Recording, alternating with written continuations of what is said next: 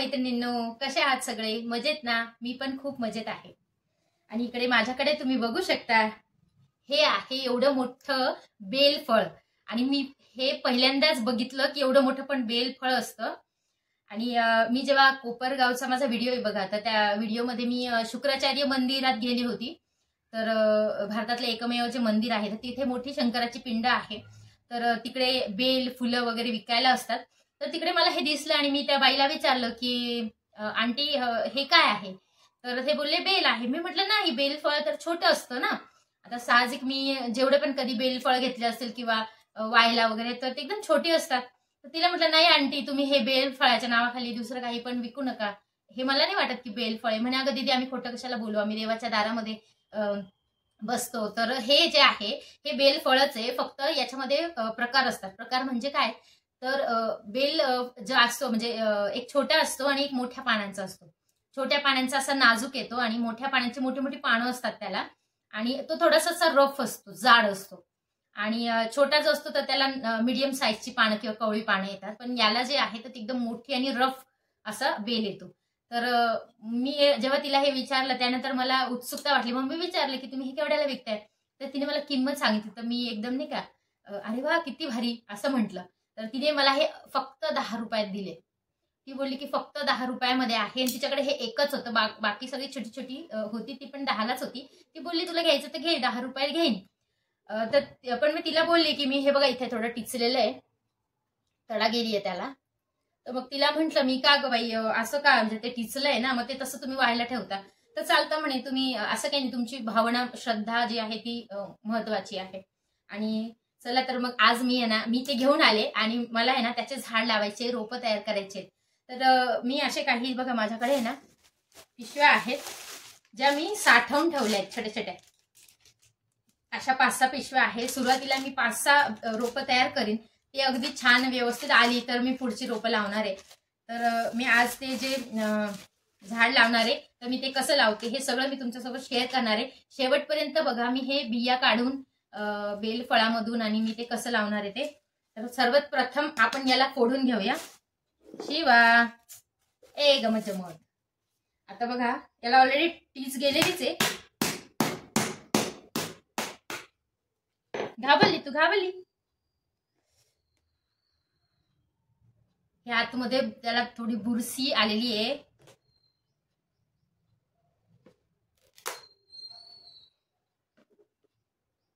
बघू शकता. पण त्याच्या आतमध्ये बिया आहेत. ते खराब झालेले आहे. नको बेटा, ते खायचं नाही, खायचं नाही, ते खराब झालंय. इथे बस, इथे बस. तर मी तुम्हाला एक बी काढून दाखवते.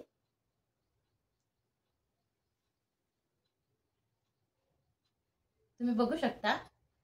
तर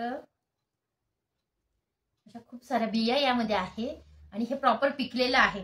आणखीन मी तुम्हाला याचा एक उपयोग सांगते जो उन्हाळ्यामध्ये खूप बेस्ट आहे. तर हे खराब निघालंय, पण जर तुम्ही पिकलेले बेल आणले, छोटे आणले तरी चालतील. हे बहुतेक पडलंय त्यामुळे ते खराब झालंय. ते झाडावरून पडलं, टिचलं, त्यामुळे ते खराब झालेलं आहे. पण जेव्हा तुम्ही बेल आणतात पिकलेला, तो चांगला निघाला मध्ये असं पिवळा पिवळा, की त्याचं तुम्ही सरबत बनवू शकता. सरबत इतकं सुंदर लागतं, म्हणजे एकदम ऑरेंज सरबत सारखी त्याची टेस्ट येते. तुम्ही गुळ टाकू शकता, साखर टाकू शकता आणि त्याचा मधला आतला गर काढून घ्यायचा, तो पाण्यात मिक्स करायचा, हाताने चांगला मिक्स करून घ्यायचा, त्यात साखर टाकायची आणि ती साखर वितळली, चांगलं हलवलं की ते पाणी गाळून घ्यायचं. आणि तुम्हाला सांगते एकदम ऑरेंज कलर येतो, एकदम ऑरेंज कलर, आणि इतकं टेस्टी लागतं. आणि जेव्हा उन्हाळ्यामध्ये आपण हे सरबत जर पिलं तर याचे खूप सारे फायदे आहेत. आणि उन्हाळ्यात खरंच हे प्यावं. मी एखाद दिवशी तुमच्यासोबत नक्कीच बेलफळाचं सरबत शेअर करेल. ते कसं बनवतात काय आणि ते कसं दिसतं किंवा कसं लागतं, मी सगळं तुमच्यासोबत शेअर करणार आहे. शिवा तुम्हाला हे करू दे ना बाळा. हा मम्मा काय करते बघ, बस इथे बस बस, मम्मा तुला दुसरं देते. आता मी ह्याचं आहे ना बिया काढून घेते आणि मग तुम्हाला दाखवते मी काय काय तयारी केली आहे, कसं लावते ते. बघा ह्या पिशव्यांमध्ये बघा मी माती भरून घेतलेली आहे. छोट्या छोट्या अशा पिशव्या आहेत, वरपर्यंत अशी माती भरून घेतली. आणि याच्या बिया पण दाखवते मी तुम्हाला. हे बघा अशा बिया काढून घेतल्यात. सगळ्याच बिया नाही काढलेल्या मी, जेवढ्या लागतात तेवढ्या काढून घेतल्यानंतर मी ते स्वच्छ करून काढून घेईल. तर चला आता आपण त्या लावून घेऊया.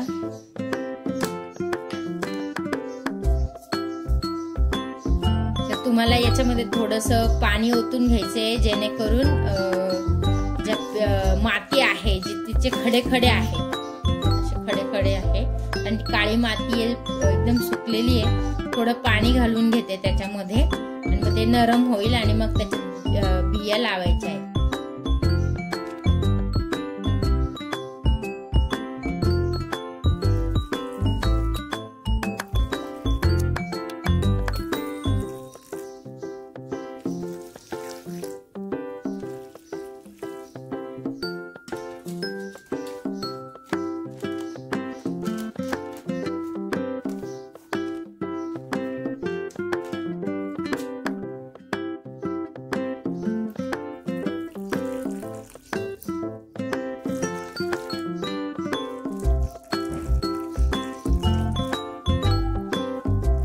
पूर्ण नरम होईल या हिशोबाने पाणी टाकून घ्या त्याच्यामध्ये. उन्हाळा आहे त्यामुळे ते सुकून जाईल लवकर. तर बघा असं पाणी टाकून घेतलेलं आहे. त्यानंतर आपण त्याच्यात लावणार आहोत बिया. मी बघा बिया घेतल्या आणि त्या काही काही अंतराने अशा आतमध्ये खोचून द्यायच्या बोटाने.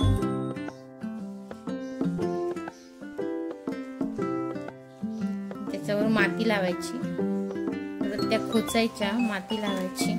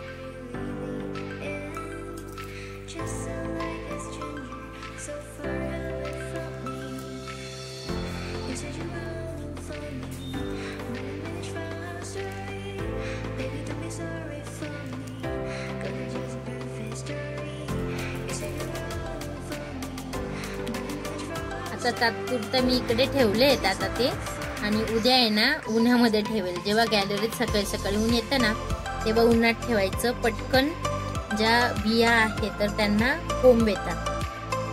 तर ते तिथे तुम्हाला दाखवते मी माझं झाड. हे जे आहे तर हे बडीशेपचं झाड म्हणतात त्याला. सॉरी बडीशेप नाही, ओव्याचं.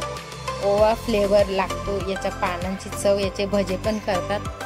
इकडे हे शोचे फुलं आहेत, लिलीचे झाडं आहेत. याच्यामध्ये लावायचं आहे, काही ना काहीतरी लावते मी. आणि इकडे तुम्ही बघू शकता की इकडे तुम्ही त्याला काय म्हणता मला माहित नाही, पण इकडे गोकर्णाचं बादलीचं झाड लावलेले आहे आणि त्याचा वेल तुम्ही बघू शकता. भरपूर असा मोठा वेल गेलाय त्याच्या वरपर्यंत. भरपूर अशी सकाळी फुलं येतात त्याला.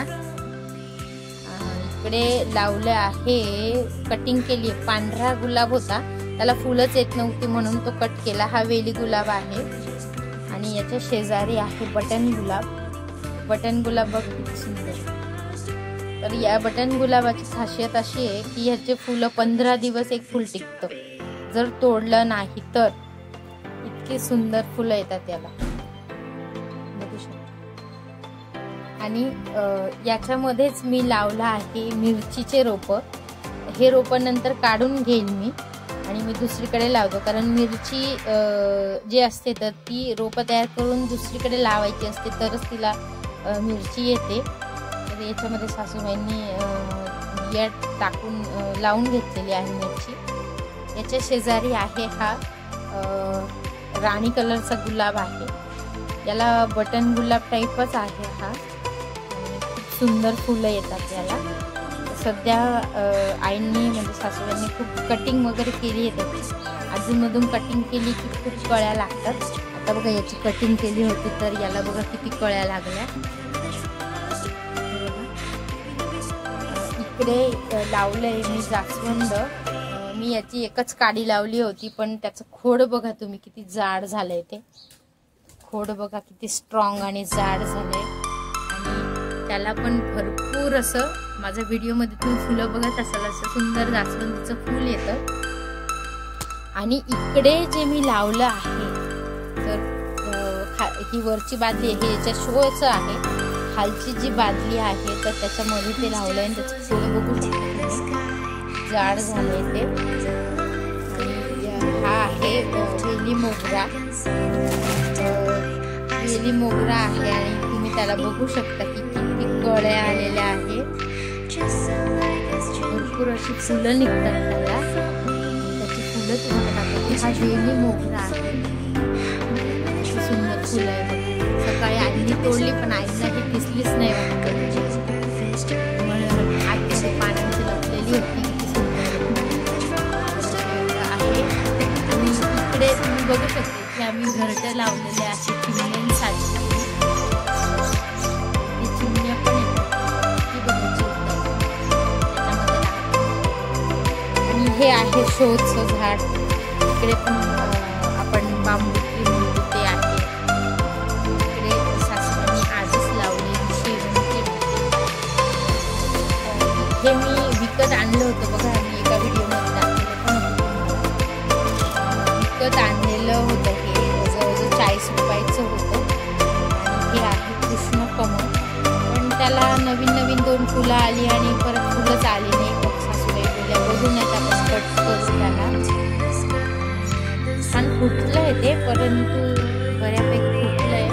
त्याला आता मी वर बांधून देते. आणि इकडे बटन गुलाबची काडी लावली होती तर तो गुलाब आलेला आहे. असं आहे माझं छोटंसं गार्डन.